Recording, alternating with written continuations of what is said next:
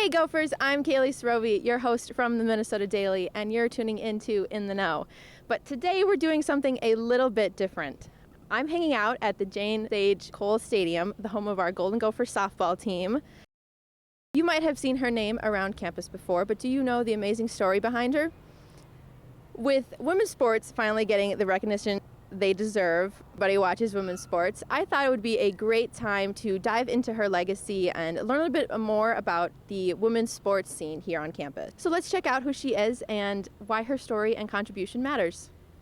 Jane Sage Cowles was not just a name on this stadium, she was a champion for women in sports, arts, education, you name it. According to the Minnesota Star-Tribune, she was born in Paris, raised on the East Coast. She moved to Minneapolis after getting married to her husband, John Cowles Jr., whose family, get this, were the owners of the Minnesota Star-Tribune. Can't get more Minnesotan than that.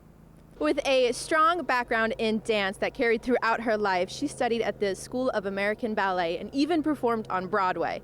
Pretty cool, right? But her impact reaches far beyond just dance. Cowles was a key philanthropist in the Twin Cities, making significant contributions to the arts and physical education. Her support helped shape institutions like the Guthrie Theater and the Walker Art Center, establishing her as a legend within the local arts community.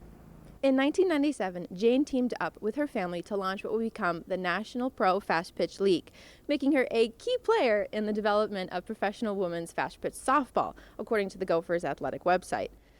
Her parents and brother Jay worked on the league's concept from 1989 to all the way to that first pitch in 97. Today, the championship trophy that the NPF competes for is named the Cowles Cup, a testament to Jane's lasting impact on women in sports, and a big reason this stadium bears her name. Speaking of the stadium, it was built in 2000 and seats about 1,000 people. The first game was played on March 31st, 2000, and it was officially dedicated to her on April 29th of that year. And here's another little fun fact about Cowles' family. They donated about $1 million to help make this stadium a reality. That's a huge boost for our Golden Gophers softball team. Cowles and her family, passionate about sports and recognizing the lack of women's names on athletic fields, believed that the new softball stadium could be a real impact on creating a legacy for women in sports.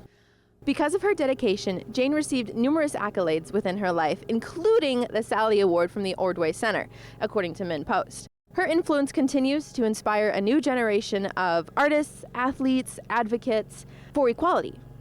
I think we could all learn a bit something from her, don't you think? So why should we care about Jane Sage Cowles today? Well, this stadium isn't just a venue for softball games. It symbolizes the progress we've made in women's sports and the ongoing fight for equality in sports and beyond. Although she passed away on November 21st, 2013, her legacy still continues on in the changes she helped create. So next time you're at a game or just passing by the stadium, take a moment to remember her and everything she stood for. Thanks for hanging out with me today, and I hope you learned something new. I know I did. And as always, go Gophers and Ski-U-Ma. This episode was written by Kaylie Sirovy and produced by Kaylie Sirovy and Eleanor King. As always, we appreciate you listening in, and feel free to leave us an email at podcasting@mndaily.com with comments, questions, or concerns. I'm Kaylie, and this has been In the Know.